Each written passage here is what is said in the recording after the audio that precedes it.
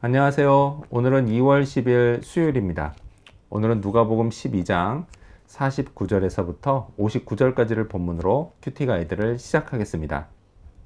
먼저 오늘 이 본문을 통해 제가 묵상한 예수님은 분쟁의 중심에 서신 분입니다. 51절 말씀 읽어볼까요? 내가 세상에 화평을 주려고 온 줄로 아느냐? 내가 너희에게 이르노니 아니라 도리어 분쟁하게 하려 함이로라. 아멘. 일반적으로 예수님의 이미지는요, 인자와 사랑이 가득한 평화로우신 분입니다.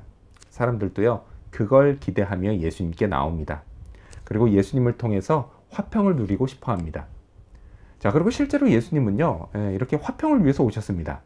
하지만요, 동시에 지금 이 말씀처럼 예수님은 사람들로 하여금 분쟁하게 하려고 오신 분이기도 하십니다. 자, 먼저 예수님이 주시는 화평, 이 화평은요, 내가 예수님을 구주로 믿었을 때 나와 하나님 사이에 찾아옵니다. 죄로 완전히 깨졌던 관계, 그 하나님과의 관계가 회복되고 더 이상 하나님과 분쟁하지 않아도 됩니다. 또한요, 그 화평은 예수님을 구주로 믿는 사람들 사이에도 찾아옵니다. 개인과 개인, 다른 게 많죠. 이렇게 서로 다른 점이 많지만 그럼에도 불구하고 예수님을 구주로 믿는다는 공통점 하나, 그 하나로 화평을 이룰 수 있습니다. 그리고 그 속에서 함께 인격적으로 교제를 나누며 이를 통해서 함께 그리스도를 닮아가고 인격적으로 성숙해져 갑니다. 이것이요, 교회를 만드신 하나님의 뜻입니다. 하지만요, 예수님을 믿지 않는 사람에게는 불화가 있을 수밖에 없습니다. 먼저는 하나님과 불화하고 또한 믿는 자들과 불화하게 됩니다. 참 희한한 건요, 불신자들은 생명을 주시는 분인데도 대화 중에 예수님 이야기하는 걸 싫어합니다.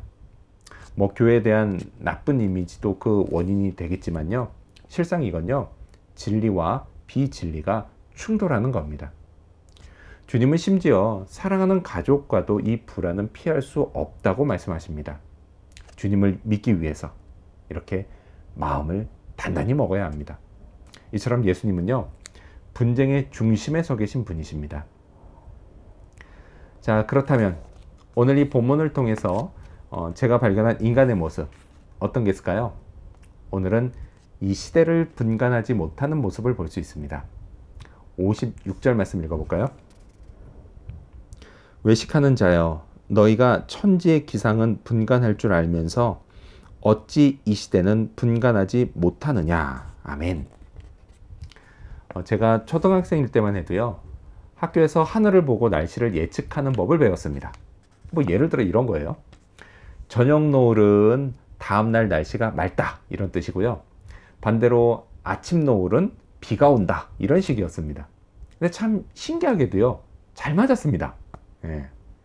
자, 그리고 세월이 흘러서 이제 저는요, 무릎이 아프고 온몸이 쑤시면 곧 비가 온다는 것을 압니다. 주님은요, 외식하는 자에게 너희가 이런 식으로 날씨는 분간할 줄 알면서 어찌 이 시대는 분간하지 못하느냐고 책망하십니다. 저는요, 주님의 이 말씀에서 두 가지가 궁금했습니다. 첫 번째는 뭐냐? 이 외식하는 자가 과연 누구냐라는 겁니다. 그리고 두 번째는 분간해야 할 이 시대의 상황이 무엇이냐는 것이었습니다. 먼저 외식하는 자는요, 주님의 공생애를 볼 때 바리새인이 맞습니다. 그리고 분간해야 할 이 시대는 계속해서 하시는 그 주님의 말씀을 봤을 때 하나님과 화목해야 할 시대라는 뜻입니다. 바리새인은요, 스스로를 상당히 종교적이라고 자부하면서도요, 정작 이 시대에 하나님의 나라가 도래했음을 보지는 못했습니다. 그리고 이걸 알려주시려고 메시아께서 직접 자기 눈앞에서 말씀하시는데도 말이죠, 오히려요, 그 메시아를 비난하고 죽이려고 했습니다. 자, 오늘 이 시대도요, 주님이 말씀하신 그 시대에 속합니다. 주님이 재림하실 때까지 모든 인간은 속히 이 시대를 분별하고 하나님과 화목해야 합니다. 딱 한 번만 화목하고 마는 게 아니라 내 육신이 죽든 아니면 그 전에 주님이 재림하시든 어쨌든 다시 주님을 만날 때까지 계속해서 하나님과 화목해야 합니다. 자, 그렇다면 끝으로 오늘 이 본문을 통해서 나에게 주시는 교훈이 뭘까요? 그건 대신 갚아주신 주님께 감사하자입니다. 59절 말씀을 읽겠습니다. 내게 이르노니 한 푼이라도 남김이 없이 갚지 아니하고서는 결코 거기서 나오지 못하리라 하시니라. 아멘. 자, 주님의 이 말씀은요, 하나님께 대한 내 죗값을, 그 죗값의 문제를 어떻게 처리해야 하는지 알려주십니다. 자, 뭐 간단해요. 하나도 남김없이 다 갚으면 됩니다. 예. 자, 근데 이렇게 말하면 이게 가능할 것처럼 들립니다. 하지만요, 결코 불가능한 일입니다. 저는 알아요. 예. 제가요, 지금껏 살아오면서 지은 모든 죄를 이걸 돈으로 환산하면 금액이 너무 커서 뭐 갚기는커녕 아마 그 돈 무게에 눌려서 죽을 거라는 사실을 말이죠. 저는요, 저의 죄값을 대신 갚아주신 저의 구원자 예수님께 정말 감사드립니다. 또한 저는 압니다. 예. 이를 위해서요, 예수님이 엄청난 희생을 치르셨다는 사실을 말이죠. 50절 말씀을 읽겠습니다.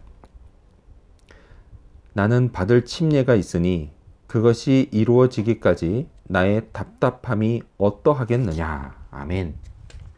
자, 여기 나오는 이 주님이 말씀하시는 침례는요, 주님이 요단강에서 받으신 침례, 그 침례가 아닙니다.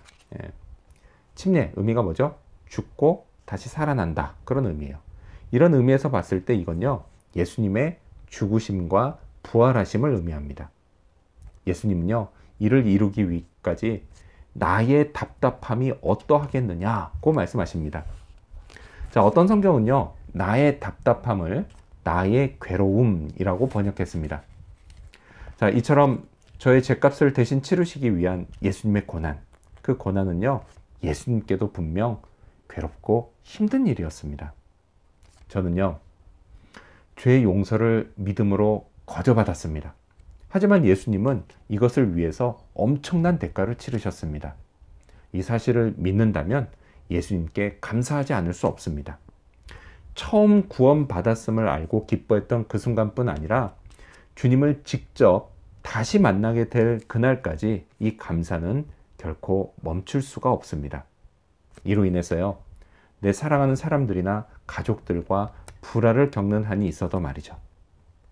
비록 잠시 불화를 겪어도요, 언젠가 그들도 저처럼 예수님 때문에 기뻐하는 날이 올 줄 믿습니다.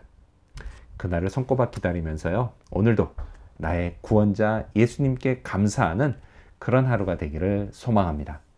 기도하겠습니다. 분쟁의 중심에 서신 예수님으로 인하여서 사랑하는 이들과 가족과 불화를 겪는다 할지라도 예수님을 끝까지 믿고 따를 수 있도록 도와주시옵소서. 이 시대를 분별하며 자만하지 말고 하나님과 계속해서 화목하게 하여 주시옵소서.